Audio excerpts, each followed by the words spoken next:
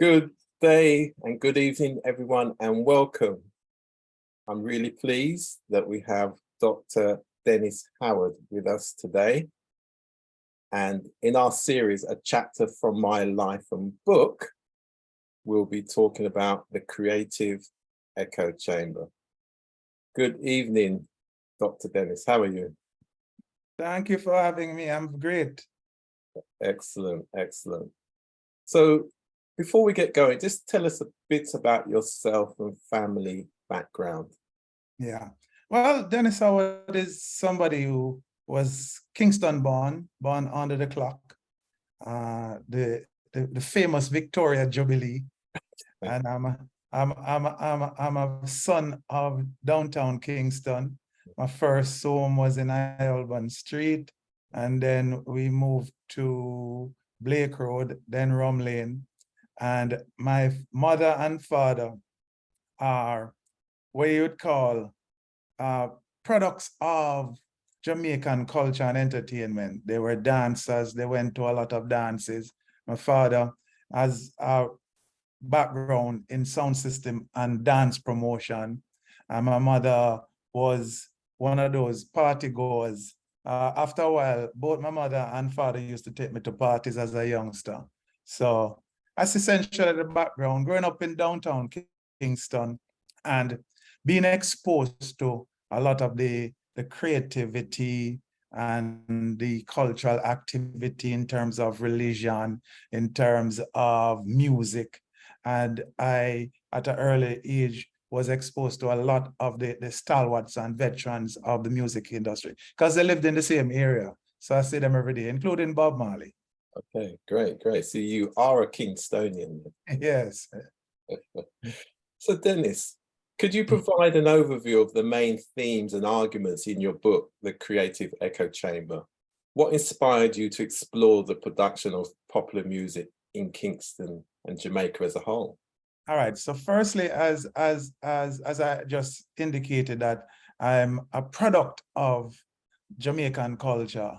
So it was always in my DNA, and I was always interested in knowing what is happening, because my father, in terms of sound system, and my entire family was into music.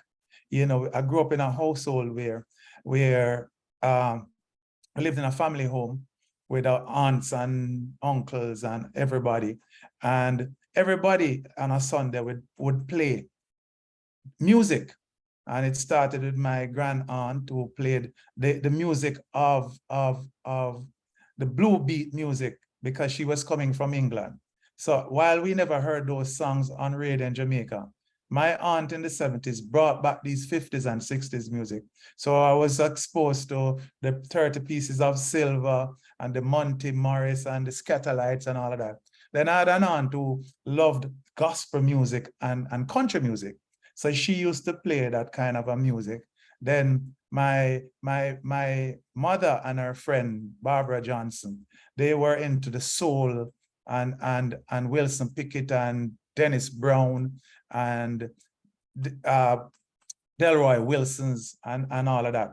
So then my father was into the music industry. So every time I had an opportunity while I was an undergraduate, my study, whether it be economics, whether it be research methods, whether it be sociology, because I did social science with communication, it was always about music. So I've been studying the music from a long, long time. So it was kind of natural when I was doing my PhD in cultural studies to focus on music.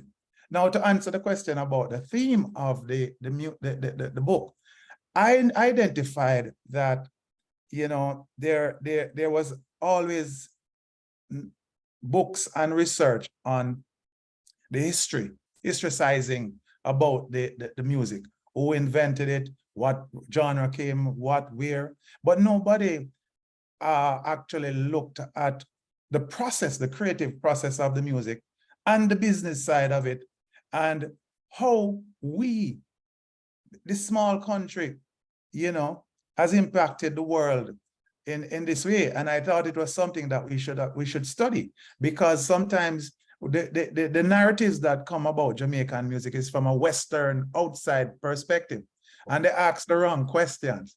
So as a man who was in the field, I thought it was important for me to do this study. So the book is about how Jamaican music is made through the prism of intellectual property, technology, and the organizational and business structure of the music. And the results were pretty interesting, as you'll see in the book, if you read the book. Absolutely. And how we describe it, you have cultural understanding. So it's not just about the technical expertise. Absolutely, yeah. Cultural understanding, which is essential. As a cultural studies practitioner, I am of the view that it's all about the culture. You cannot do anything without culture. And I think we have to.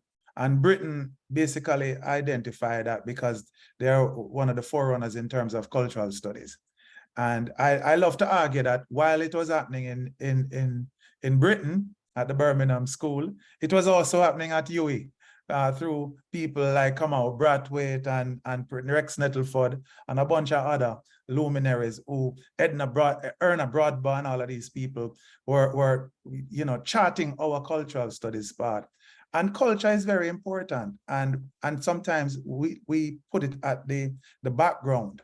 It's all about politics and economics and the economy when it comes to development. But if you don't put culture at the forefront, you're not going to get the kind of development that is necessary for a country like Jamaica. And it's interesting you say that, because some of us were highly influenced by Sir Rex Nettleford in his focus of culture as a tool for development. Yes. But not only that though, Dennis, in the UK, we understand that in competitive markets, commerce follows culture. And that's always understood. Yes. The USA is the same. Yeah. I'll give you a Jamaican UK one. The issue of clocks and how at various different points Jamaican culture resuscitated the economic well-being of this shoe company. I grew up with clocks. I've been wearing clocks and I still wear clocks because yes, of course, it was very popular in Jamaica in the 60s. I had aunts and uncles that were living in Britain, and you know the barrel kind of situation that they will send down the shoes. So I wore the usual Jamaican style, but also the gentleman style of clocks, and so the importance of that cultural connection has resulted in some serious benefits, financial benefits for the company. Yeah, of course. So Kingston, Jamaica, of course, has a rich musical heritage with genres, as you've indicated already, reggae, ska, and dancehall. So how does your research shed light on the evolution of these genres and their influence on the global music scene? That's a good question. There is a narrative, a westernized type of narrative that asks the wrong questions about our culture and our music. And they ask the questions of who did what first and who invented what and who come up with the name ska and who came up with the name reggae. And that's not how our music was done. And my findings uncovered the fact that, and it's not only my findings, some other persons have looked at it in this way, that the development of the genres were not a deliberate kind of a process. It was a gradual and organic process based on the technology, based on the type of instrument, and based on the socio-cultural activities at the time. And so the movement was more a gradual move toward, a progression, what we call, my colleague in the UK call it intensification, Jason Toynbee. And it it is not a group of people or individual genius who created all of these genres. It's a collective sort of a situation where, you know, a bunch of people with certain activities or realities dictating what they do at a particular time, which with the solid foundation of the sound system culture and working class culture as its guide. And so, like, there would not be any ska without mento and R&B music, you know, and jazz. There would be no rocksteady without R&B music, jazz, and mento music. There would be no reggae without rocksteady and all of those that we spoke about, and even R&B soul music and music from the Caribbean too, you know. So it is a collective syncretic process that created all of these genres and a condition within the society, a condition that Nettleford's talk about, where there is this need for the using and unleashing the power of the creative imagination and the creative intellect to create a space, identity for people who were marginalized due to slavery and colonialism. So all of these factors create this dynamic culture that we now enjoy.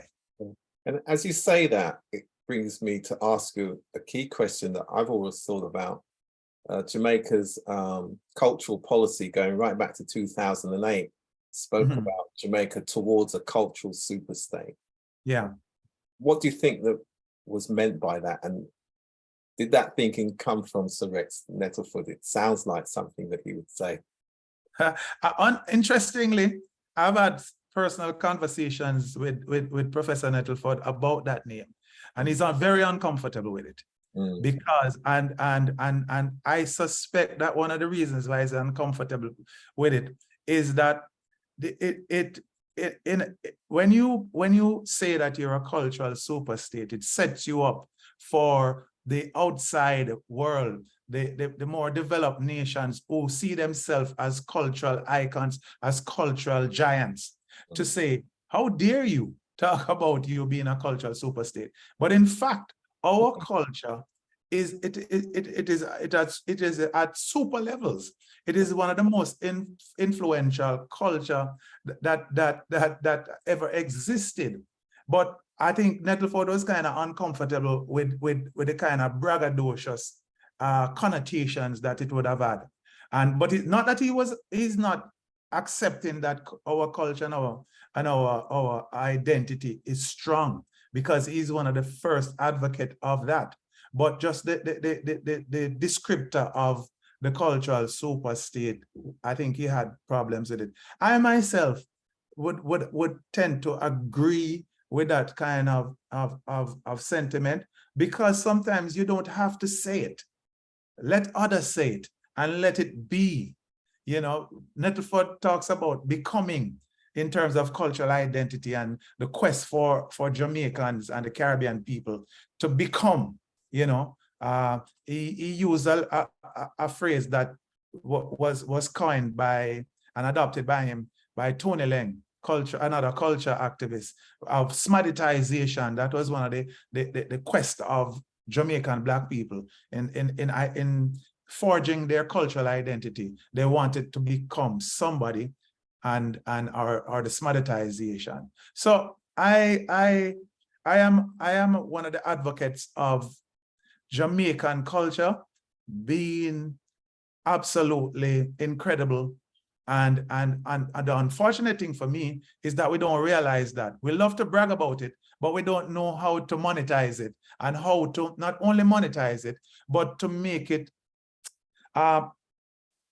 sustainable in terms of our cultural heritage. Because if we don't do the things that we are supposed to do to protect it, what people will do is appropriate it and monetize it, you know. So yeah. So you're kind of saying then, and isn't this then down to our academics to give clarity and definition so it can be translated into socio-economic development of society. Absolutely. Not only the politicians, not only The academics. I'm talking about the academics. politicians, but the Yeah. politicians. But let me talk about But the we need academics. clarity and definition from Absolutely. academics. Absolutely. And that is one of my lifelong quest to give it definition and clarity, following in the work of people like Kamau Brathwaite, Nettleford, and Barry Evans, and Carolyn Cooper, and all of these people. And I think we as current academics have been dropping the ball in terms of articulating a new cultural identity for Jamaicans and Caribbean people. And I'll give you an example. I have been advocating for the naming and the labeling of 2 or 3 more genres that have emerged since dancehall.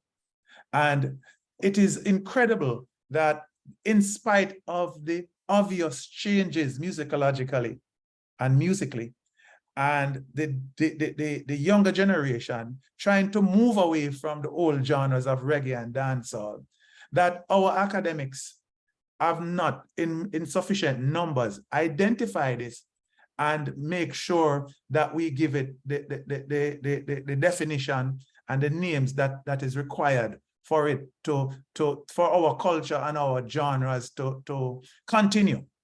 And so then, in terms of, it'd be interested to know what those 4 names are, but also in terms of the academic learning. So what are you teaching the next generation, if not this kind of understanding, research and evidence that you pick up from what the community does and what the culture now represents, within this time? So we are fortunate at the UWI to have an institute called the Institute of Caribbean Studies, and it's basically about the creative industries and Caribbean culture. And so we have degrees like the Entertainment and Cultural Enterprise Management degree. We have another degree, Music and Performance, and then we have a Cultural and Creative Industries degree. And then we offer minors in Cultural Studies, Rastafari Studies, Jamaican music. We have I just developed a course on sound system culture. I just developed a course on mentor music.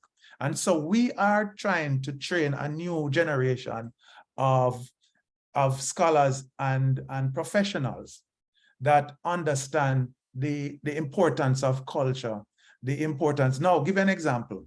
I have advocated for us to stop following the British model, to call our arts and entertainment industry our creative industries. We in Jamaica are we're almost like mimic men and women, because once somebody comes out with something, especially from the UK or the United States, we jump on it. Now, we started talking about the cultural and creative industries. Then all of a sudden, when the South Americans spoke about the orange economy, we started to use that term. But what about a term that can, aptly describe what our culture is? How can we have this unique culture, but we are ascribing outside labels, European, Western style labels? You academics. So what are tell us what the academics think it should be then. So I have proposed that it should be called the culture economy, which and not culture. It is culture economy. So it's KULCHA. We're using Jamaican, the Jamaican language, because I don't call it the vernacular. It's our language, and so it encompasses it. What it does is also to decolonize the notion of what is culture from our perspective, and include a lot of the things that in other jurisdictions like UK, they are not accounted for. So you don't necessarily need to make a comparison, but culture in terms of the way that you've explained it encompasses everything about the people. Yeah. So why not just communicate that in that sense? Well, yeah, but that's part of it. But remember, Yeah. it has to be on it has to be on multiple fronts. It has to be academics like myself and others laying down the principles and definitions that are necessary to represent what we are. Then it's also doing it in action. So what is the challenge then to the academics, why we don't see that happening? Because we don't see or hear on forums, on platforms, that this is what the collective group of academics are saying. Well, Where we are today, I mean, yeah, forget about everybody else. The unfortunate thing is that there's no consensus. And that's the unfortunate thing. I think what neoliberalism has done to, and I certainly think that's the case in the UK, neoliberal agenda and neoliberal philosophy as it relates to education has taken it into the level of the economics and the survival of a professor. So we don't get enough time to talk about the issues and what's happening in society. I'm afraid that a lot of us are more, through no fault of ours, are sometimes more focusing on our individual quest.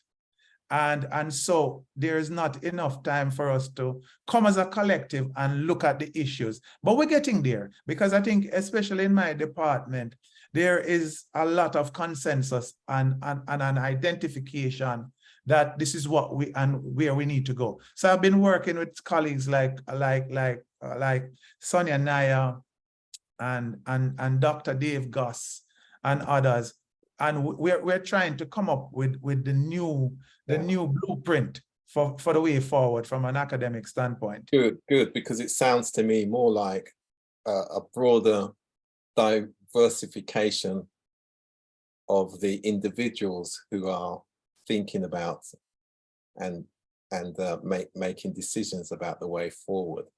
Mm-hmm. So that there's got to be a cultural mindset shift as well within the academic, because I'm only saying that just because of the comment that comes down through the academics, through policy, through what people actually do.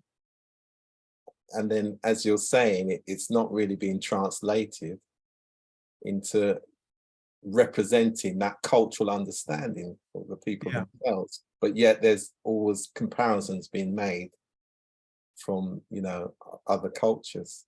Yeah, that's another problem. And that's a good segue into bashing politicians and policymakers, because that's where the problem is. Because even when we as academics have reached consensus and are very clear about cultural policies and direction and where the country needs to go in terms of our cultural identity, in terms of, maximizing the economic benefits from our cultural output. These ideas are submitted, we have consultations, and then the politicians just sit on them and we never hear anything about them. But might that not call for a different type of academic that understands the means of communication and then start to get better engaged in providing that link with the popular culture? Absolutely. For those ideas to take place, because until the academics change their way of working and influencing, we'll always get this kind of disconnect, and we want the connection, because, as we said earlier on, the importance of culture for socio-economic progression as well as development. Yeah, absolutely. Great question in terms of establishing the need for public academics.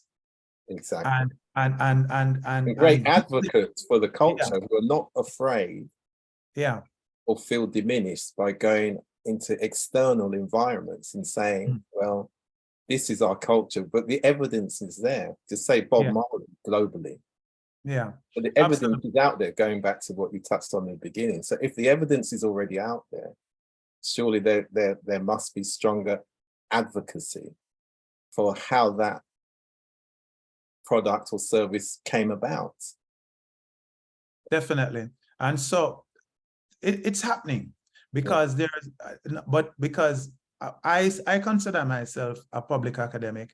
I write in the newspaper, I am on television and radio a lot and trying to articulate the same issues. A lot of my colleagues are in the same position, and we have identified that what we should be doing is forming like a think tank, and basically not to engage with the policy makers and government officials, because we know where that is going to go, but to really reach out to the public and let them understand it, using the usual means of social media, newspapers, community meetings, town halls, that sort of thing, going into the schools, because we have to start at the younger level, and reach them.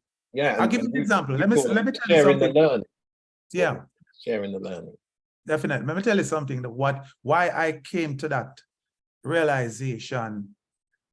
The linguist academics at various institutions and especially at UWI have been advocating for the acceptance of Jamaican, and I've also indicated that it is a formal language and there's a style, the Cassidy style, and that it should be taught in schools, and then English should be taught as a second language. What I find, while their message is solid, what I've found over the years after analyzing it and listening to the media interaction is that they are not communicating to reach the people who it's supposed to reach. It's basically they're communicating as academics. And that kind of engagement don't need that kind of presentation. Certainly not academic.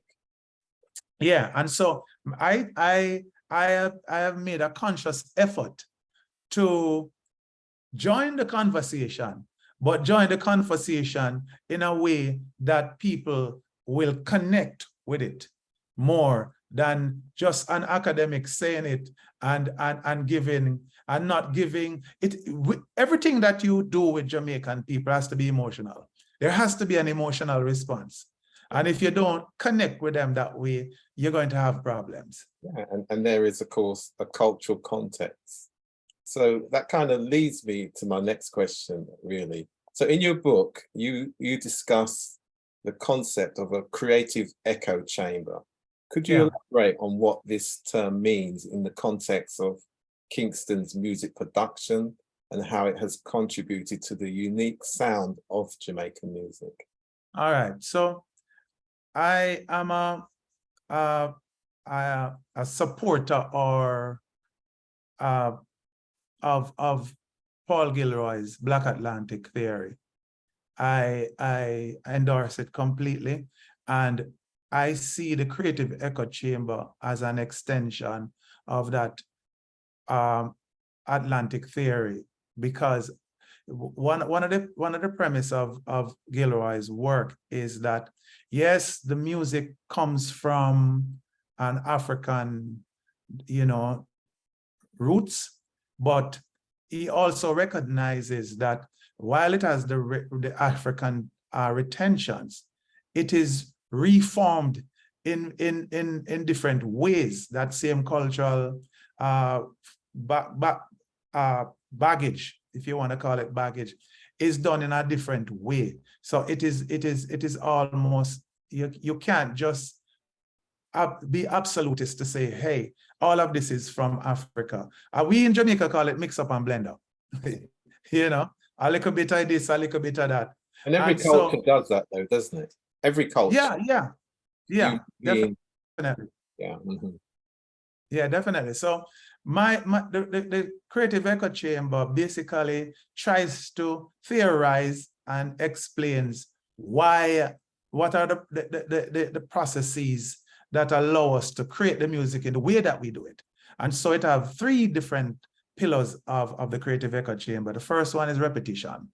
So repetition is a critical part of Jamaican music making.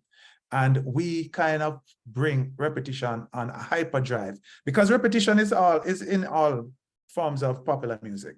But the forms of repetition that we have is due to us being illegally transported to the Caribbean and the Americas. And so repetition to us is a way of retaining some of our cultural aspects. Yeah. And I'll give you an example. Most Jamaicans, repetition is so part of our DNA that a Jamaican will see you and tell you a story. And they'll tell you the story and you laugh. And immediately they retell the same story and you laugh again.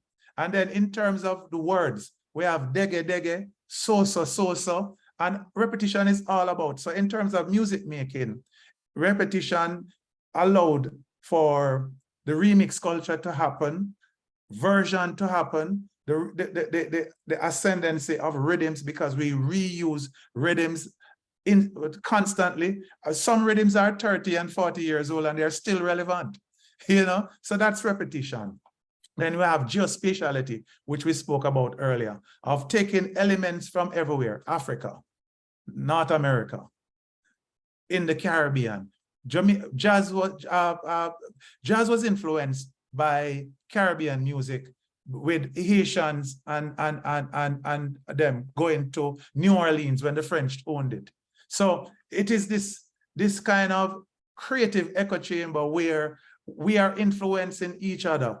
Caribbean people influencing jazz. Jazz come down influencing ska and rocksteady.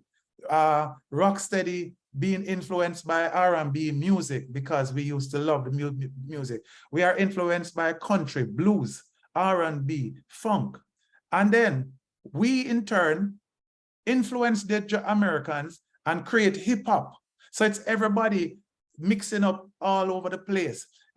Jamaican reggae and rocksteady influencing Barbadian Spruge. Jamaican dancehall influencing modern day soca. And then we taking soca and blending it and call it dancehall soca. So it's all this mix up. So that's geospatiality. And then there's communality, which is this communal way that we operate because of our African heritage, where we don't see intellectual or artistic work as an individual item to be exploited through intellectual property. So for many years, we never bothered with copyright in the music industry. So that's why we were allowed to share music. We were allowed to repeat and copy other people's music and style and lyrics. And that created a kind of environment that I call a hyper-creative environment. And I guess if we never had that communal spirit and a lack of respect for intellectual property laws, we would not have emerged and be as innovative as we have been. So that community spirit where we share, we pass on information. I'll give you, Graham Goodall was an Australian engineer who came to Jamaica and was a trained sound engineer and developed a type of best practice in terms of recording and mixing. Also being influenced by us, because being in Jamaica, he adopted some of the cultural nuances of Jamaica.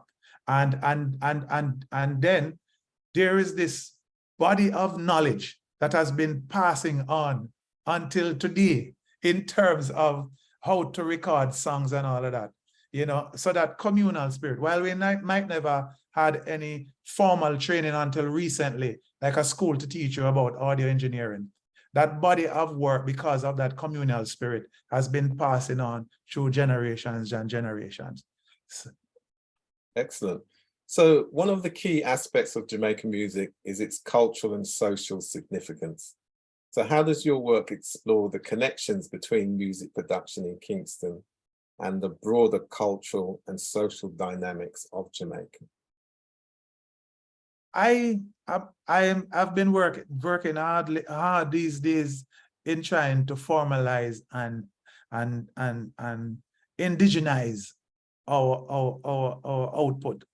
And to me, the two are inseparable. You can't escape. So I've developed, based on the work of people like Richard Florida, who talks about a creative class in Western societies, and giving the creative class a particular type of characteristics, and that they have to work in an environment that allows them to be creative. I don't ascribe to that from a Caribbean perspective, but I have put forward a different option. And I say that you cannot separate, Jamaica don't have a creative class, because that would mean that there's a creative class here and there's another set of people. Jamaica and the Caribbean don't have a creative class. We are all creative. And so I call the notion of us using creativity at every aspect of our lives. I call us the Imagine Nation.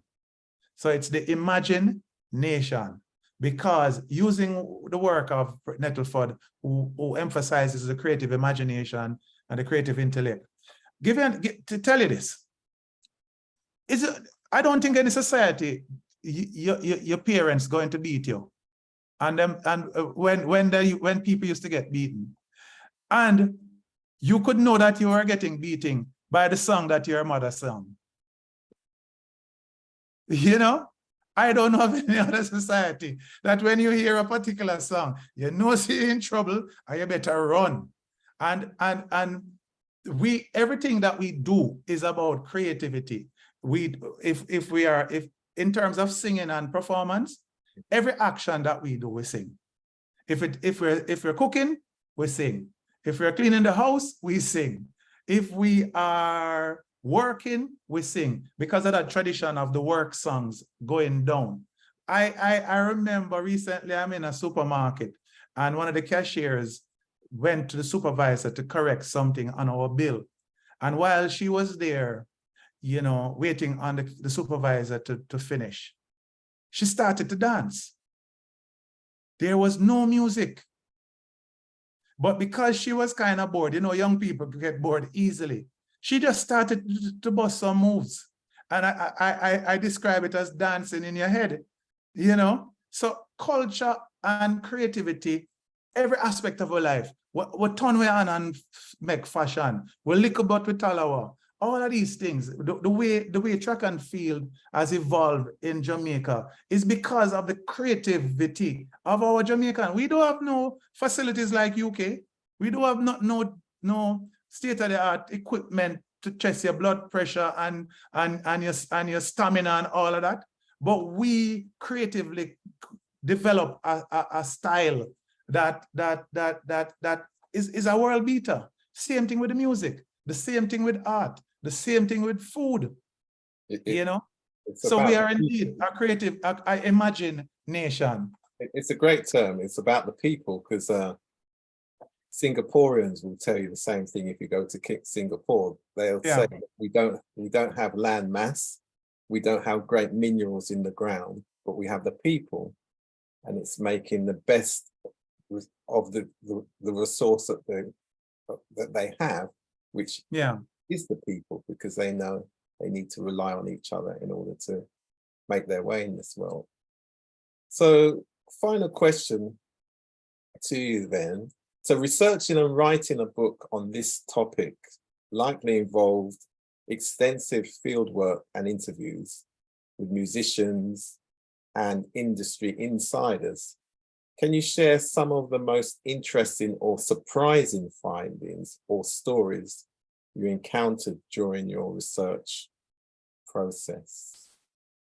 There are so many. You see, as a researcher, you always have to be careful and note that your presumptions are never right, you know? So I've interviewed people like Nine Holness, like Dunbar, The great Scratch Perry, who is a good friend of mine, or was a good friend of mine. And you know, what was surprising, and I'm not talking about those persons that I spoke about. What was surprising for me is that a lot of the people were not sufficiently conscious to know what they were involved in. You know, and so the kind of memory that they should have about it, they don't. You know, it is kind of in a way disappointing or sad that we, because of the, and I understand why, because remember when this music was being made, you know, we were colonial and just early post-independent, and so we had this inferiority complex about what we were doing, and the music was being there wasn't that cultural confidence that thank you. Absolutely. You know, and so I would say that what I had to help a lot of people to put into context what was happening at the time. And when we put that in context for them, then we kind of got the kind of information that you wanted. And I also noted that in terms of, it depends, you'll get a story, a different story, depending on who you are. You see? So, and I have had some of the what I call the most heartfelt interviews with some of the people, because they trust me. I have an interview with Alton Ellis. And I've never heard Alton Ellis express himself that way.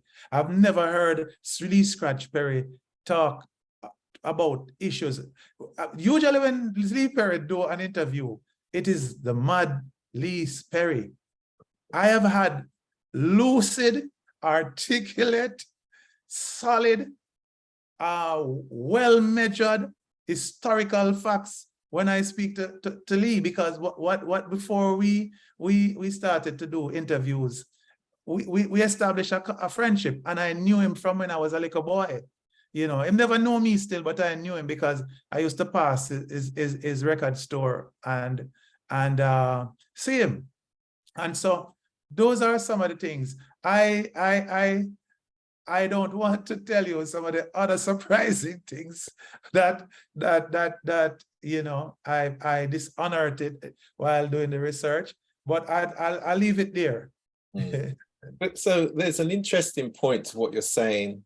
If you think about the work of Professor Neville Ying, yeah, recent, and I'm thinking of the intersection now, or the intersectionality around his focus on the holistic focus on education. So there must be some sort of alignment in terms of what he's now saying, what education should be. Yeah. And what you're talking about in terms of the culture and the importance of music and, you know, and all of that. So what are your thoughts about this alignment with other forms of education that's necessary for Jamaican society? I believe that we have dropped the ball in terms of establishing a real cultural policy, and a cultural policy that is holistic. If we're culture and cultural policy has to be a central facet of our developmental process going forward, and it has to be cross-disciplinary, multi-generational, and very holistic and integrative. It cannot be the education as education's sake and not including the culture, not including the history and all of these things. So I'm a fan of Professor Ying, and I know that he also identifies the importance of culture and cultural identity, because without it, we are a lost nation. We are a lost region. And that would include the diaspora also. Yeah, but we don't think we're lost, right? So, No, I don't think we're there yet. I don't think we're there yet. so what we're hoping for, Yeah, given the strength of Jamaican athletics, yeah. our current academics will pick up the baton. I can report that we are in training. All right, and we are at an advanced stage of training. Excellent. And in some instances, we have made we have won a lot of races and field events, and the journey continues. And in short order, we will be as powerful as track and field and music. Excellent. So before we go then, Dennis, tell us where people can get the book, where they can get hold of you and any of your works they may be interested in. Okay, so the book is available online, Amazon and Barnes and Noble. You can get it there. You can also go to the Ian Randall Publishers website and you'll get it there. And I'm hoping that it is in bookstores in the UK and elsewhere, but online, it's safe for you to get it there. And also, if you want to get in touch with me, it is my website is www.icpi-ja.com. And my email is Howard, ENNIS, Howard Ennis @yahoo.com. But please check out my website. You'll also see my other book, which is called Ranting from Inside the Dancehall. You can purchase it on my website. Great. Thank you very much. And that was Dr. Dennis Howard. Thank you and good night. Thank you. I had fun.